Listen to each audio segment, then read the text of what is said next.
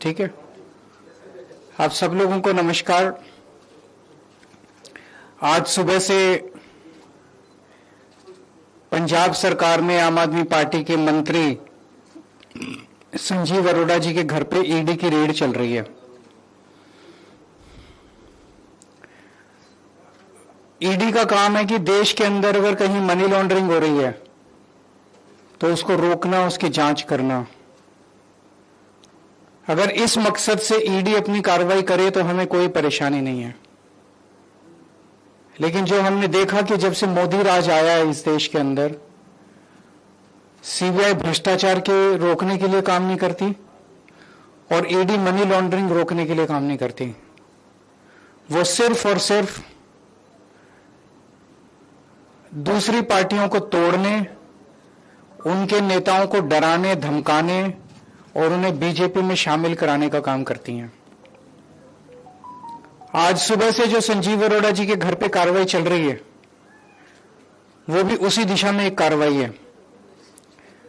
संजीव अरोड़ा के घर पे ईडी कोई मनी लॉन्ड्रिंग की जांच करने नहीं आई। पिछले एक महीने के अंदर ये दूसरी ईडी की रेड है संजीव अरोड़ा जी के यहां। एक बार 17 अप्रैल को आई थी ईडी। संजीव अरोड़ा जी के जितने ठिकाने थे, गुड़गांव में, लुधियाना में, दिल्ली में, हर जगह उन्होंने रेड की। 3 दिन तक रेड चली। उस 3 दिन की रेड में ऐसा क्या था जो नहीं मिला, जो ढूंढने आज आए हैं। मैं बताता हूं कि उन 3 दिन की रेड में क्या नहीं मिला जो आज ढूंढने आए हैं। उसी वक्त अशोक मित्तल जी के यहां रेड हुई। उनके यहां भी 3 दिन रेड चली और उस 3 दिन की रेड के बाद अशोक मित्तल जी ने बीजेपी ज्वाइन कर ली। उनके यहां रेड खत्म हो गई, उनका सारा मामला रफा दफा हो गया। संजीव अरोड़ा जी ने बीजेपी ज्वाइन नहीं की। उस दिन उन पर काफी दबाव डाला गया, बीजेपी ज्वाइन कर लो, बीजेपी ज्वाइन कर लो। अगर वो उस दिन बीजेपी ज्वाइन कर रहे थे तो शायद आज ईडी की रेड नहीं होती। तो आज ईडी की रेड हुई है उनको सबक सिखाने के लिए कि तुमने बीजेपी ज्वाइन क्यों नहीं की। या तो बीजेपी ज्वाइन कर लो और नहीं तो गिरफ्तार कर लिए जाओगे। इसलिए आज ईडी की रेड हुई है। यह बहुत ही दुख की बात है जिस तरह से एजेंसीज को दुरुपयोग किया जा रहा है मोदी राज के अंदर। पंजाब को खासकर मोदी जी टारगेट कर रहे हैं। पंजाब के लोगों के साथ धक्का किया जा रहा है। पंजाब के लोगों के साथ नाइंसाफी की जा रही है। पंजाब के लोगों को कुचलने की कोशिश की जा रही है। पंजाब के लोगों के साथ अन्याय किया जा रहा है। पिछले 4 साल में मोदी जी ने पंजाब में पहले 3 काले कानून लाने की कोशिश की। पंजाब के किसानों के विरोध के सामने मोदी जी को झुकना पड़ा। पिछले 4 साल से ग्रामीण विकास का हजारों करोड़ रुपया, जिससे मंडियों की, गांव-गांव की सड़कें बननी होती हैं, वो प्रधानमंत्री जी ने रोक दिया। पंजाब यूनिवर्सिटी टेक ओवर करने की कोशिश की गई। चंडीगढ़ को, हरियाणा को ट्रांसफर करने की कोशिश, पंजाब से छीनने की कोशिश की जा रही है। पंजाब के पानियों के ऊपर डाका डालने की कोशिश की जा रही है। बीबीएमबी को हथियाने की कोशिश की जा रही है। ऐसे न जाने कितने मामले हैं जो केंद्र सरकार और मोदी जी पंजाब के लोगों के साथ धक्का कर रहे हैं। और अब पिछले कुछ दिनों से रोज बस एक ही खबर है, आज ईडी ने यहां रेड कर दी, आज ईडी ने वहां रेड कर दी। जैसे ही बंगाल के चुनाव खत्म हुए, ईडी की पूरी दिल्ली की टीम, केंद्र की टीम सारी जो है वो पंजाब के अंदर आ गई है।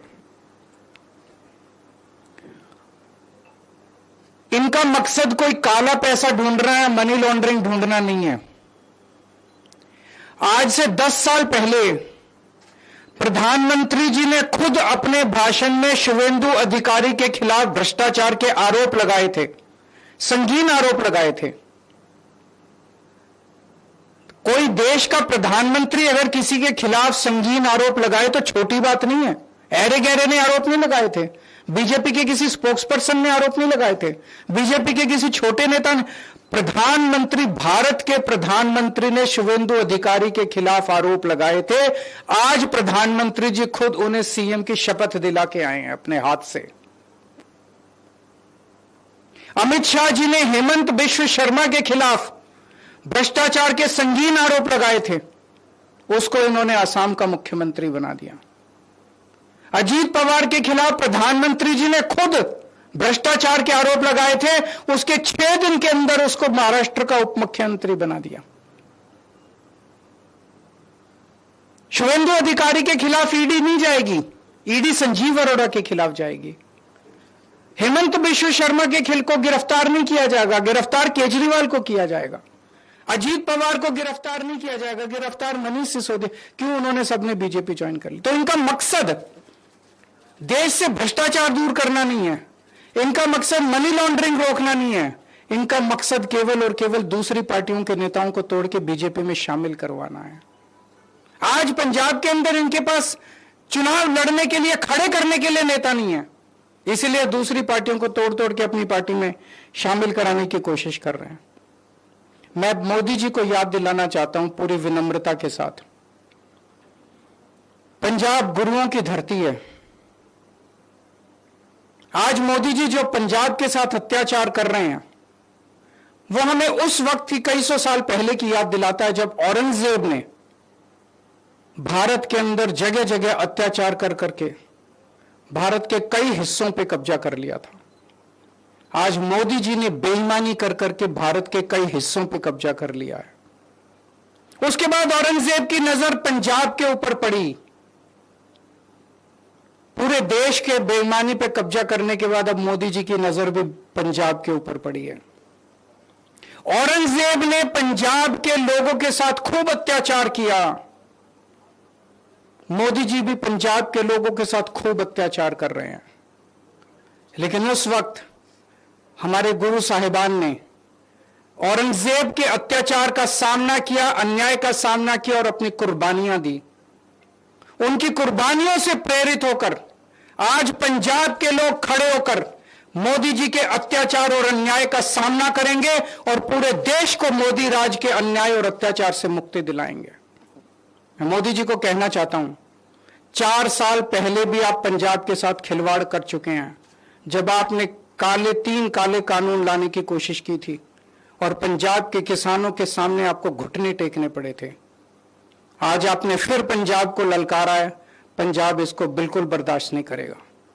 मैं मोदी जी से हाथ जोड़ के विनम्रता से निवेदन करता हूं, पंजाब के साथ धक्काशाही करना बंद कीजिए। अगर आपका कोई प्रश्न है तो पूछ लीजिए। मेरा यही कहना है कि ये बेईमानी से जीते हैं बीजेपी वाले, ईमानदारी से ये चुनाव जीत नहीं सकते। मोदी जी देश के अंदर बहुत बहुत बहुत ज्यादा अनपॉपुलर हो चुके हैं। अगर ईमानदारी से एक भी चुनाव कराया जाए तो बीजेपी एक भी स्टेट इस देश के अंदर नहीं जीत सकती।